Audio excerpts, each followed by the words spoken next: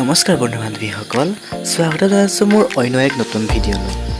আজি আমি এই ভিডিঅ'ৰ জৰিয়তে কথা পাতিম অসমৰ জনপ্ৰিয় কণ্ঠশিল্পী জুবিন গাৰ্গৰ বায়োগ্ৰাফীৰ বিষয়ে। বন্ধু বান্ধৱীসকল, যদি এই ভিডিঅ'টো চাই ভাল লাগে তেনেহ'লে লাইক, কমেণ্ট, শ্বেয়াৰ আৰু ছাবস্ক্ৰাইব কৰিবলৈ নাপাহৰিব। বলক তেনেহ'লে আজিৰ ভিডিঅ'টো আৰম্ভ কৰোঁ।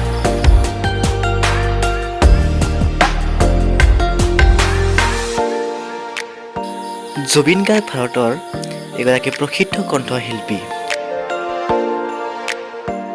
ইয়াৰ উপৰিও তেওঁ এগৰাকী সংগীত পৰিচালক, গীতিকাৰ আৰু চলচ্চিত্ৰ অভিনেতা।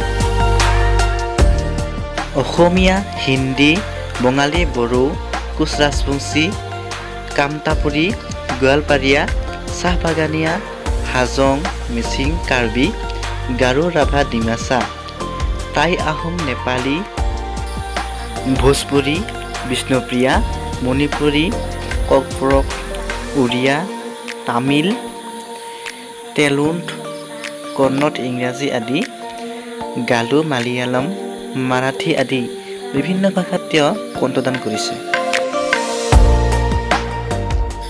জুবিনৰ প্ৰকৃত নাম হ'ল জুবিন বৰঠাকুৰ। জুবিনৰ জন্ম হয় 1972 চনৰ 18 নৱেম্বৰত তুৰা, মেঘালয়ত। জুবিন গাৰ্গে গান গোৱাৰ উপৰিও কীবৰ্ড, গীটাৰ, তবলা, মেণ্ডোলিন, ডগৰ, পিয়াৰকাচন আদি বাদ্যযন্ত্ৰসমূহ বজায়।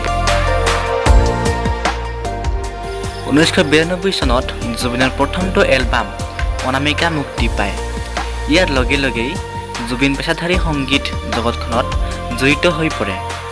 জুবিনে ঢোল, দুতৰা, মেণ্ডোলিনৰ দৰে বাদ্যযন্ত্ৰ বজোৱাৰ উপৰিও এজন কৃতি কীবৰ্ড প্লেয়াৰ।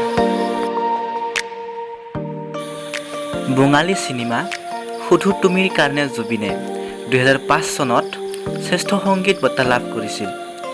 হিন্দীৰ য়া আলী গীতটোৰ বাবে জুবিনে 2007 চনত গ্ল'বেল ইণ্ডিয়ান ফিল্ম এৱাৰ্ড আৰু ষ্টাৰডাষ্ট এৱাৰ্ড শ্ৰেষ্ঠ নেপথ্য সংগীত শিল্পীৰ বঁটা লাভ কৰিছিল। আধুনিক অসমীয়া সংগীতত নতুন মাত্ৰা প্ৰদান কৰাৰ বাবে 2014 চনত জুবিন গাৰ্গলৈ ৰেনেছাঁ অসম বঁটা আগবঢ়োৱা হয়। 1972 চনৰ 18 নৱেম্বৰত মেঘালয়ৰ তুৰাত জুবিন গাৰ্গৰ জন্ম হয়। জুবিনৰ পিতৃৰ নাম হৈছে মোহিনী এম বৰঠাকুৰ আৰু মাতৃৰ নাম আছিল স্বৰ্গীয়া ইলি বৰঠাকুৰ। প্ৰথমতে জুবিনৰ নাম আছিল জুবিন বৰঠাকুৰ। প্ৰকৃত গীতিকাৰ জুবিন মেহতাৰ নামত জুবিনৰ নাম ৰখা হৈছিল আৰু গাৰ্গ নামটো তেওঁ উপাধি হিচাপে ব্যৱহাৰ কৰে।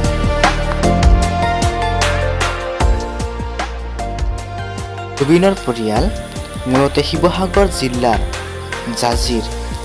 জুবিনৰ দেউতাক কৰ্মসূত্ৰে মেজিষ্ট্ৰেট আছিল আৰু চাকৰি জীৱনৰ প্ৰথম চোৱাত সঘনাই ইঠাই সিঠাই বদলি কৰিবলগীয়া হৈছিল। সেয়েহে কণমানি জুবিনৰ ল'ৰালি কাল যোৱা বহুত ঠাইৰ অভিজ্ঞতাৰে ভৰা।